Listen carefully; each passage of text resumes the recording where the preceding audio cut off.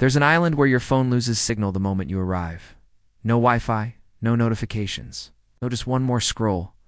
At first it feels terrifying, but then something strange happens. You start to feel free, because in this place, nobody cares about likes or followers. They care about something else entirely, living. And once you experience life the way they do, you'll start to question what you ever needed a signal for in the first place. The ferry slowed to a crawl and then stopped miles from the shoreline. The captain turned to me with a half smile. "This is as far as we go. From here you walk." I thought he was joking. But when I looked ahead, I saw it, a strip of turquoise water so shallow it shimmered like glass.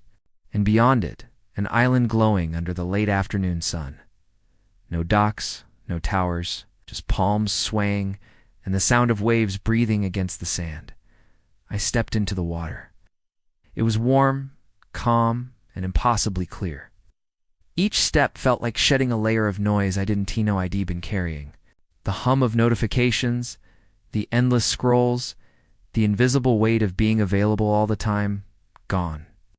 By the time I reached the beach, my phone had already gone dark. No signal, no messages, no buzz in my pocket. And for the first time in years, I didn't reach for it. I didn't feel that reflexive panic of being disconnected. I just breathed. It felt like the island had reached out, pulled the plug on the world I'd been drowning in, and whispered, "Welcome back." Because in that silence, I realized I hadn't been living offline.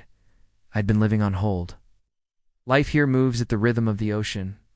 The tides decide the schedule, not clocks, not calendars.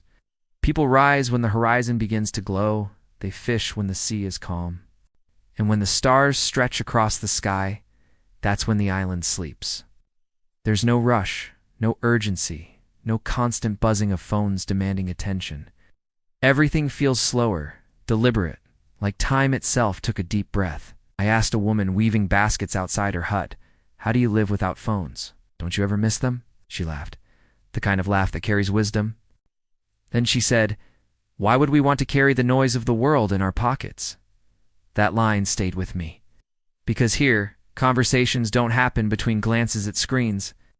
They happen between sips of coconut water, between waves crashing and wind rustling through palm leaves. Instead of checking notifications, people check the sky to see if rain is coming, or if the sunset will be good enough to stop everything and watch. And when someone smiles at you here, it's not through pixels or emojis. It's real. You can feel it. It reminds you what connection is supposed to feel like. That's when it hit me. I'd become addicted to being reachable. Always on, always available, always scrolling. But somewhere along the way, I'd become unreachable to myself. That night, the storm came without warning. The air grew heavy, the sky turned an electric gray, and within minutes, rain was pouring sideways, the kind of storm that makes the sea look alive and furious all at once. Then the power went out, every lantern, every bulb gone. The island sank into darkness, except for the flashes of lightning that lit the sky in white for a heartbeat at a time. Back home, that kind of silence would have scared me. I would have grabbed my phone, checked the news, texted someone, filled the void. But here, there was no signal, no feed, no escape from the present moment. And yet, no one seemed afraid. No one rushed, no one complained. Instead, I heard something unexpected, singing. It started faintly, from one of the huts near the shore. A woman's voice rising through the rain. Then another joined in, and another. Until the whole village was singing old songs carried through the storm, voices weaving through the thunder like they'd been doing it forever. Their laughter mixed with the wind, and even the ocean seemed to soften for a while, listening. I sat there on the steps, soaked, surrounded by candlelight and song, and realized I was witnessing something sacred: connection without technology, joy without distraction. For the first time in a very long time, I felt something most of us forget even exists: stillness. But it wasn't the kind of stillness that feels empty. It was alive, full of sound, warmth, and presence, full of everything I'd been too distracted to feel.